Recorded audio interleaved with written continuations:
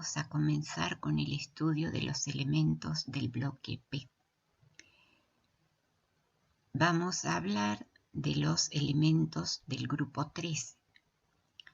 Como vamos a ver en esta clase, los elementos del grupo 13 no tienen una propiedad que los caracterice, como en el caso de los metales alcalinos o de los metales alcalino-térreos. En estos casos no existe un nombre común para el grupo y se lo suele denominar como familia de el primer elemento del grupo. En este caso serían los elementos de la familia del boro.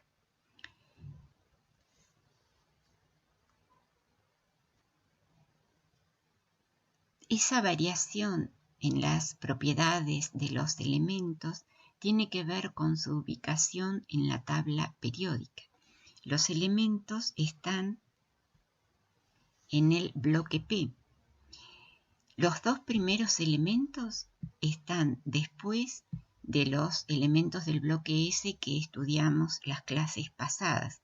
En cambio, el tercer elemento de la familia aparece después de completarse la primera serie de transición.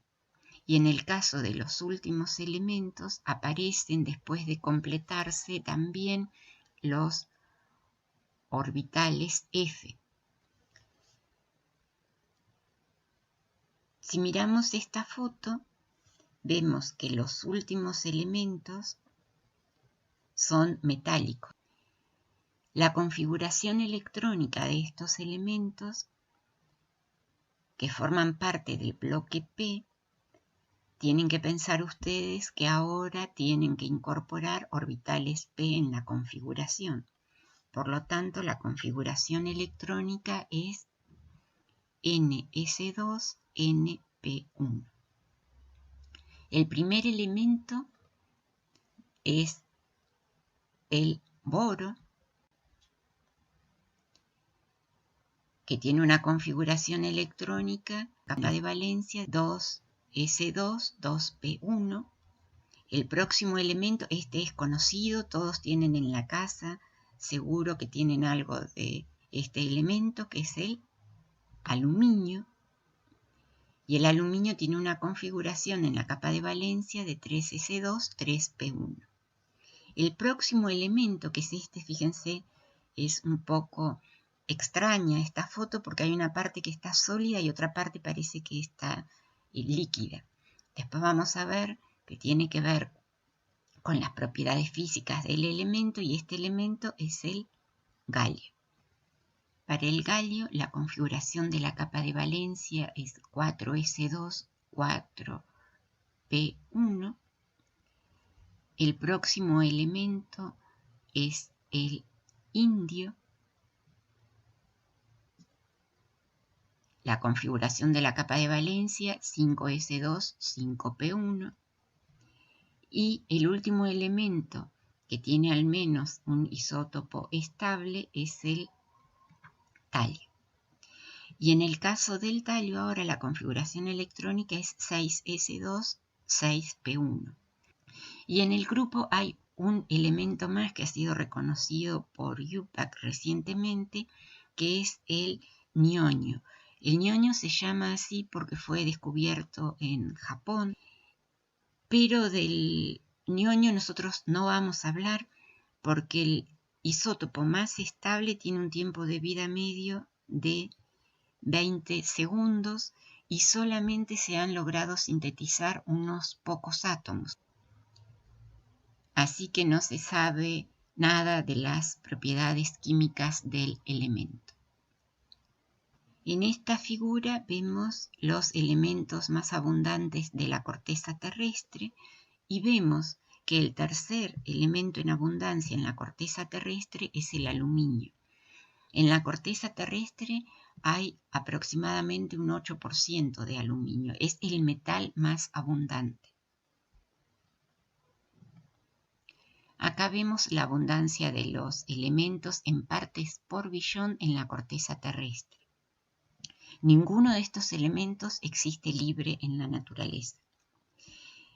El boro es el segundo en abundancia, el aluminio, que dijimos que era el metal entonces más abundante en la corteza terrestre. Después el galio y el talio son menos abundantes y el que tiene menos abundancia es el indio. Esta poca abundancia del indio tiene importantes consecuencias tecnológicas.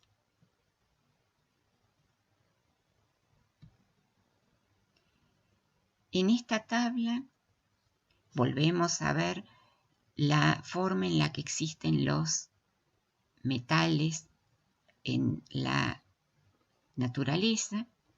En el caso del aluminio, existe en general unido al oxígeno, en forma de óxidos o también de silicatos. Y los otros metales, el galio, el indio y el talio, existen formando sulfuros. El boro no está en esta tabla que habla de metales, y esto más la foto que vimos al inicio de la clase ya nos puede ir sugiriendo las propiedades que tiene el boro. Ahora vamos a ver brevemente cómo se pueden extraer de acuerdo a los minerales que existen en la naturaleza. El boro existe formando boratos, como por ejemplo el bórax o la kernita. Fíjense, son todos tetraboratos. En la Argentina hay en el norte del país boratos. Boras Argentina es una empresa de larga data que produce minerales y productos químicos del boro, con un volumen global de ventas de $18.900.000 estadounidenses en 2016. Es una de las pocas empresas productoras de boratos de calidad en todo el mundo. Esto que está acá es una foto del bórax. ¿Cómo se pueden obtener? Lo primero que se hace es convertir a los boratos en esto que está acá, que es el ácido bórico. Después vamos a ver que está escrito de esta manera, pero es un ácido, es el ácido bórico.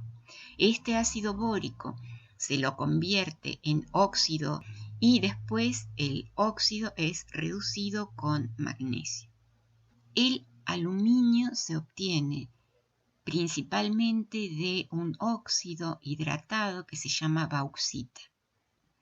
Y el proceso por el cual se obtiene es una electrólisis en presencia de criolita, después vamos a ver por qué, y también cada vez en mayor cantidad se obtiene por reciclado.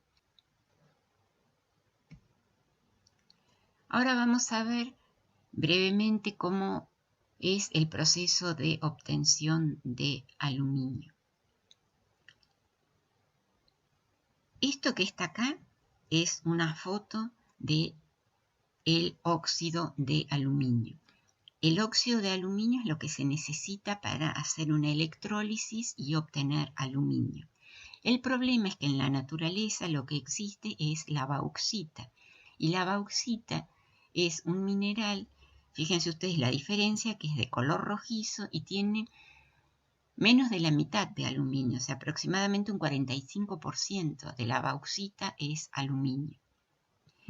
El resto es óxido de hierro, que es lo que le da ese color rojizo, además de dióxido de silicio y dióxido de titanio. La purificación de bauxita tiene lugar empleando el proceso Bayer. Vamos a ver brevemente en qué consiste. Estas impurezas en realidad son difíciles de extraer, por eso a la bauxita se la trata con soda cáustica, o sea, con hidróxido de sodio, una solución de hidróxido de sodio en caliente y a presión, y de esa manera se forma el hidróxido de aluminio acuoso y precipita el resto de las impurezas, principalmente de hierro, y es lo que se conoce como barro rojo. Una vez que se logró separar el aluminio de las impurezas, que las impurezas precipitaron y el aluminio ha quedado en solución, lo que hay que hacer ahora es precipitarlo. Para precipitar el hidróxido de aluminio, lo que se hace es sembrarlo con óxido de aluminio. De esa manera precipita ahora el hidróxido y después se calcina a 1000 grados centígrados y ahora sí se obtiene el óxido de aluminio, que es enviado a los lugares donde tiene lugar la obtención de aluminio por electrólisis. Generalmente, el proceso Bayer tiene lugar en el lugar donde existe bauxita por una cuestión de costos y no estar acarreando todas las impurezas que nos sirven para obtener aluminio. Y lo que se hace es trasladar ya el óxido de aluminio apto para la electrólisis. ¿Cuál es el problema de estos barros rojos? Que se acumulan grandes cantidades de desechos y se acumulan en piletas. Esto que se ve acá son fotos de una catástrofe ecológica que tuvo lugar en Hungría en el año 2010. Se rompieron unas de estas piletas y hubo un derrame de 1 millón de metros cúbicos de barro rojo que taparon en total 40 kilómetros cuadrados. Hubo 10 fallecidos, 150 heridos y fíjense los daños materiales. ¿Esto por qué se los muestro? Nosotros cuando vemos procesos y vemos reacciones, parece cosa sencilla, nada es tan fácil en la vida real. Una vez que se tiene ahora el óxido de aluminio, se obtiene el aluminio por el proceso Hall. El óxido de aluminio tiene un punto de fusión de 2345 Kelvin.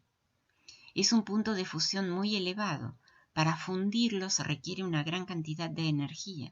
Por eso lo que se hace es mezclar al óxido de aluminio con criolita, que es un hexafluoruro de aluminio y sodio. Y en esas condiciones se puede hacer una electrólisis a 1220 Kelvin.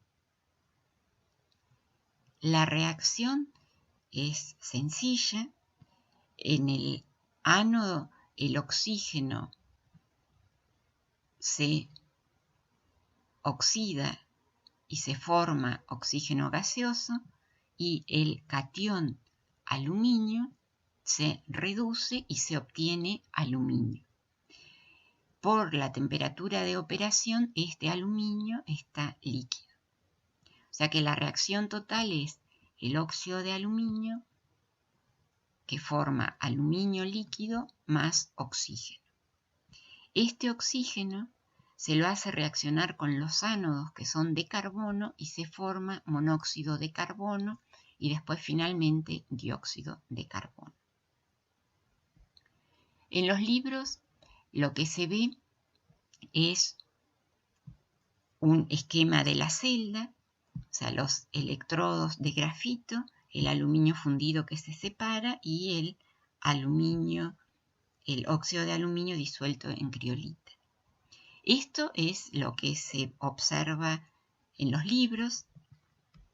Esto es una foto de la planta de Aluar, que está, tal vez la conozcan, está en Puerto Madryn.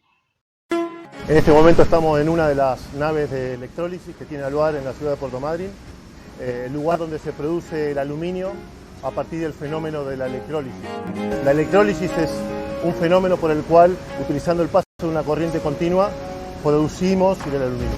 Esta es una de las 8 naves que tiene Aluar en Puerto Madryn, donde hay 784 unidades productivas que llamamos cubas. Producimos todos los días, en forma continua, los 365 días del año, 1.200 toneladas de aluminio por día. La cuba la podemos pensar como una piscina de 13 metros de largo, 3,5 metros de ancho y 1,5 metros aproximadamente de profundidad, que está revestida de materiales carbonosos ladrillos refractarios y ladrillos aislantes. En el interior de la cuba hay un elemento líquido que nosotros llamamos criolita, que se encuentra a 960 grados centígrados, que es la temperatura de operación normal para la producción de aluminio. Esa criolita tiene la particularidad o la propiedad de disolver la alúmina, que es una de las materias primas principales de este proceso. La alúmina es un elemento, es una molécula que llega de Brasil, del norte de Brasil o de Australia, proveniente en barcos, que se almacena en los grandes hilos que podemos ver desde la ruta. La obtención de la alúmina se hace en el país de origen a través de un proceso Bayer de procesamiento de bauxita, que es un elemento que está en la corteza terrestre en una gran proporción. El 7% de la corteza terrestre es bauxita. Una vez que la alúmina se encuentra disuelta en el baño, es importante destacar que para que se genere la electrólisis, la materia prima tiene que estar disuelta o fundida en estado líquido. Una vez que la alúmina se encuentra disuelta en este baño criolítico, el paso de la corriente lo que genera es la disociación de esa molécula en los iones aluminio y oxígeno. Una vez que está disociado en esos dos iones, el aluminio se deposita en el fondo de la cuba, en la zona del cátodo, mientras que el oxígeno se desplaza hacia la zona de los ánodos para reaccionar con él y generar dióxido de carbono. El aluminio metálico producido y que queda dentro de esta piscina es retirado regularmente cada 32 horas de cada una de las unidades productivas y es enviado a fundición para la próxima etapa de producción. La cuba opera normalmente alrededor de los 960 grados. Tanto el aluminio, los ánodos, como todo el material que se encuentra dentro de la cuba se encuentra a esa temperatura de operación. A esa temperatura se lleva específicamente por la electricidad, por un efecto que se llama efecto Joule, que es el paso de la corriente por un medio resistivo, genera calor.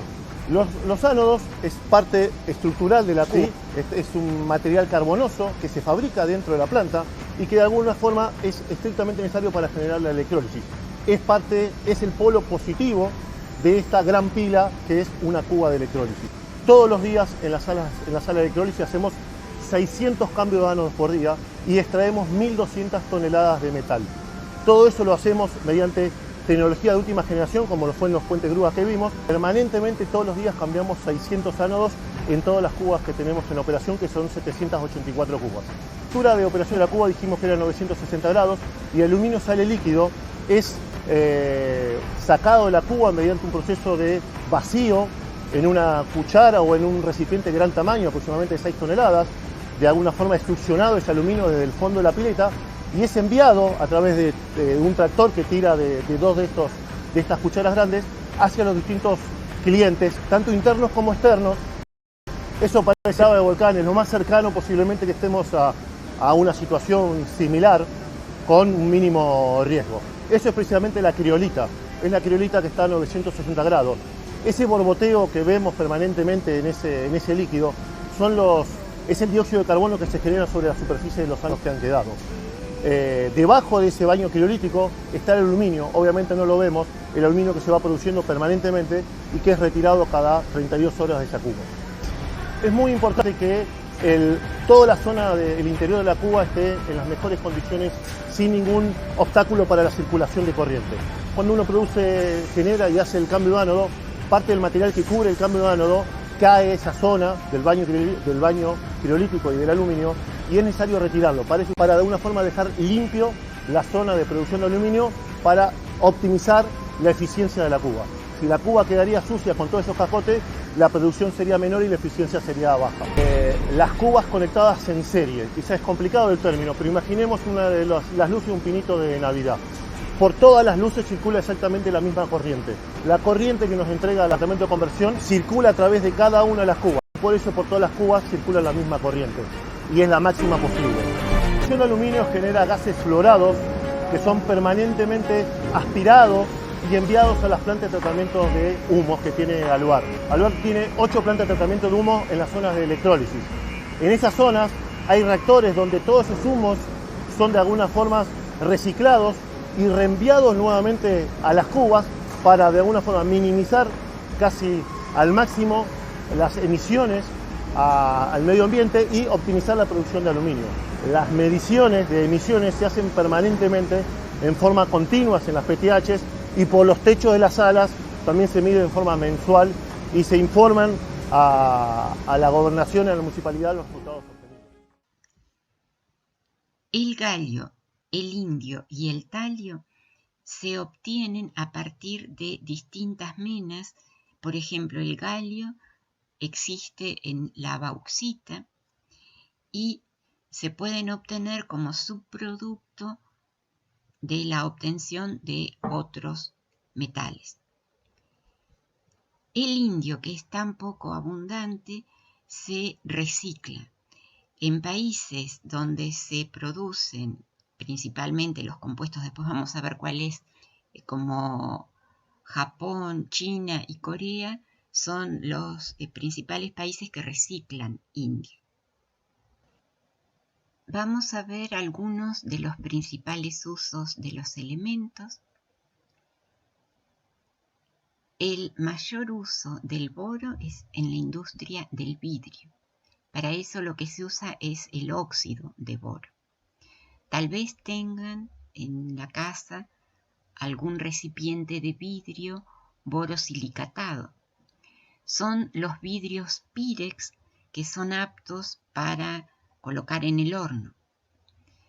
En este caso, estos vidrios se caracterizan por tener una baja expansión térmica, que se debe a la fuerte unión entre el boro y el oxígeno. O sea, los vidrios comunes que tienen principalmente dióxido de silicio se le agregan pequeñas cantidades de óxido de boro y son los que se usan en el laboratorio. También se usa para obtener fibras de vidrio. En este caso, estas fibras de vidrio son fibras que tienen la característica de que se pueden trabajar formando hilos y son muy resistentes. También se usa como antiséptico, se usa como insecticida. Para eso lo que se usa es el ácido bórico. Se usa también el ácido bórico en detergentes, en agentes blanqueadores, en cerámicas, en pirotecnia porque da una llama de color verde. Y esta foto que se ve acá que dice Cyborg no es nada de ciencia ficción, es un fertilizante, porque el boro tiene funciones fisiológicas en las plantas, pero es un elemento que es necesario para la vida de las plantas, pero no en exceso. Así que no, después de escuchar esto no vayan a ponerle boro a las plantas que vean que están un poco marchitas. Necesitan cantidades mínimas de boro. El aluminio también seguro tienen en las casas cosas de aluminio. Se usa formando aleaciones, dijimos principalmente aleaciones que se caracterizan porque son resistentes a la corrosión, son livianas y, por ejemplo, se lo usa formando aleaciones con el magnesio, que se usan en aviones, en autos, se usa en envases, en láminas, tal vez tengan folios de aluminio y que también los usen en la cocina. Se usa en construcción, en aberturas, que tal vez también tengan en las casas ventanas. Las ventanas, por ejemplo, que se usan, que son de doble vidrio hermético, suelen ser de aluminio, que son esas ventanas que tienen la ventaja que no se oxidan, que no hay que estar pintándolas y no se oxidan. Se usa en materiales eléctricos, porque el aluminio es conductor. Se usa en tratamientos de aguas, para eso se usa el hidróxido de aluminio. Se usa en antitranspirantes, para eso se usa el cloruro de aluminio. En antiácidos, el hidróxido de aluminio. Después se usa en joyería, porque hay una piedra que es el corindón, es un óxido de aluminio, es muy duro y tiene calidad de gema. Después vamos a ver cuando está impurificada con cromo o con titanio. Después se usa como abrasivo, en el caso del esmeril, que se usa por ejemplo en las lijas. Se usa también en mordientes para fijar pigmentos. En el caso de los mordientes, después vamos a ver, son alumbres. Y se usa en cromatografía en el laboratorio, tal vez usen en el futuro aluminio, que es el óxido de aluminio, lo que se usa en cromatografía. En cuanto a los usos del galio, es muy interesante cómo han ido creciendo sus usos. Miren en este gráfico, durante mucho tiempo la producción mundial de galio era baja, hasta el año más o menos 2010, y se usaba sobre todo en termómetros de alta temperatura y en aleaciones. Después vamos a ver cuáles. Y a partir del año 2010 comenzó a crecer rápidamente la producción mundial de galio. Y esto se debe a que se usa en la industria electrónica y en la industria de iluminación. En la industria electrónica lo que se usa principalmente es el arseniuro de galio, y en el caso de los diodos emisores de luz son los LEDs. Por ejemplo, en esta foto vemos los LEDs azules, son de nitruro de galio. Y también se usa en la tecnología Blu-ray para almacenamiento de datos. El indio que vimos es poco abundante en la corteza terrestre, tiene muchas aplicaciones en la industria electrónica. Además, también se usa en la fabricación de LEDs, o sea, los diodos emisores de luz. Todos ustedes seguro que tienen algo con indio en la casa, porque es el que se usa en las pantallas, por ejemplo, en las pantallas táctiles de los teléfonos celulares, de las tablets. Y estas pantallas tienen un óxido conductor, es una pequeña capa que está depositada sobre el vidrio del dispositivo, y estas pantallas tienen hito. El hito es un óxido de indio y de estaño. Se llama así por las siglas en inglés, porque estaño en inglés es tin.